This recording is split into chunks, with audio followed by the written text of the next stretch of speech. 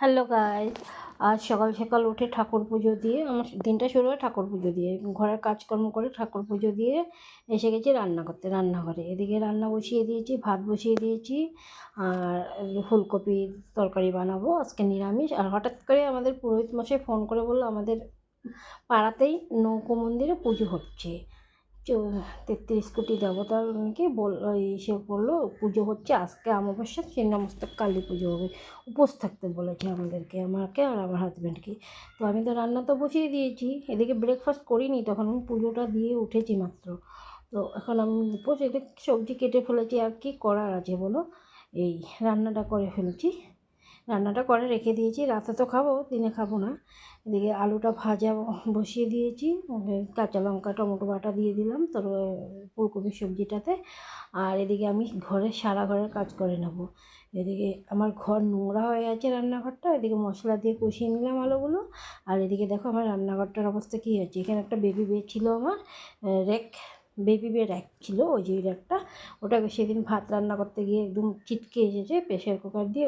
এটাকে এখন আমি পরিষ্কার করে নেবো। ওটা আমি ধুয়ে নিয়েছি। এদিকে মশলা কষা হয়ে গেছে, ফুলকপিগুলো দিয়ে দিলাম, ফুলকপিগুলো দিয়ে অল্প কষিয়ে নেবো। আর এদের ফুলকপি দিয়ে কষানো হতে হতে ওদিকে আমি বেবি র্যাকটা ধুয়ে নেবো। বেবি র্যাকটা ধোয়া হয়ে গেছে, খুলে ধুয়েছি ঘিসে। এখন এটাকে আমি ফিটিং করে নেবো, এটা দেখো। আর এদিকে আমার ঘর নোংরা হয়ে আছে, ওটা আমি ফিটিং করে নিয়েছি। এখন এই যে দেখো, এই ঘরটাও পরিষ্কার করবো। আর এই যে বেবি র্যাকটা ধোয়া হয়েছে, ফিটিং করে আমি রান্নাঘরে এসে সেট করে দিলাম।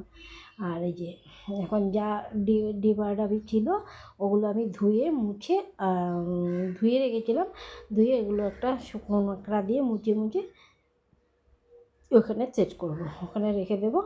আর আমার কাজ মানে ঘরের মেয়েরা কী করে, ঘরের কাজটা মেয়েদের করতেই হয়।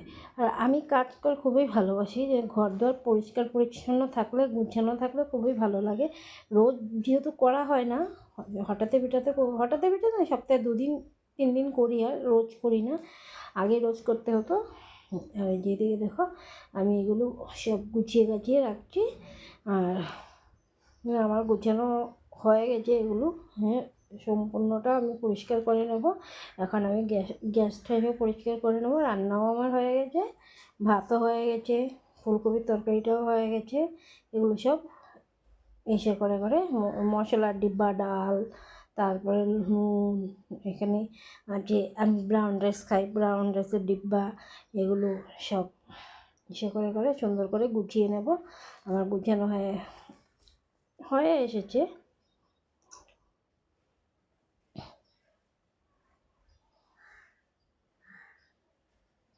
যত পরিষ্কার পরিচ্ছন্ন করে ঘর রাখবো না, তত ঘরটা খুব ভালো লাগে দেখতে, মনটা এত ভালো লাগে কি বলবো আর। খুব সুন্দর লাগে এইভাবে ঘর পরিষ্কার করে রাখতে পারলে। আর কি জানো, রান্নাঘর ছোটো তো, রান্নাঘরে কাজটা বেশিই হয়। কারণ কি, রান্না করতে গেলে যে তেল ছিটকে আসে, এসে কাস্তে হয়ে যায় ঘর দুয়ার, এবং ডিবাডাবি যা থাকে কাস্তে হয়ে যায়। তার জন্য আমাকে প্রায়ই এগুলো পরিষ্কার করতে হয়, প্রায় মোছামুছি করতে হয়। ওই যে দেখো আমার সব হয়ে গেছে। এদিকে বাসনও রেখে দিয়েছি, ওইটা গুছানো হয়ে গেছে, সুন্দর করে গুছিয়ে নিয়েছি। আর এদিকে দেখো রান্না হয়েছে, গ্যাসও মুছে রেখে দিয়েছি। নারকেলটা রেখেছি, আজকে সাবু কলা খেতে হবে তাই। এদিকে দেখো আমার এই ঘরগুলো পরিষ্কার হয়ে গেছে, ঘরটা পরিষ্কার হয়ে গেছে, সব সুন্দর করে পরিষ্কার করে নিয়েছি।